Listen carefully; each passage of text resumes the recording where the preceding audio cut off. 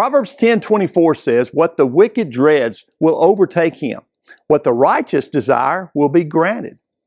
Yet another comparison and contrast showing the difference between someone who is lost and far from God and someone who has been redeemed and is in right relationship with God.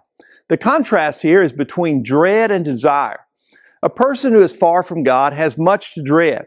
The idea of death and what happens when we die can lead to overwhelming thoughts and dread. The idea of loneliness and the continued void in their heart can lead to heartache and a sense of emptiness.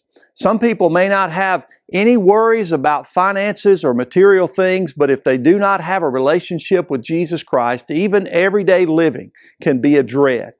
The righteous, on the other hand, have nothing to dread and everything to look forward to. The writer is not speaking of someone who is righteous simply in their behavior. He's speaking of someone who is in right standing, right relationship with God. A child of God. Because of what God has done for them and because of all that God promises, a righteous person will receive the desires of his heart. Because God has changed their heart, the desires of the heart will be more in line with the things and the ways of God. Thank God we can live in great anticipation of good things and not live dreading what life has to bring.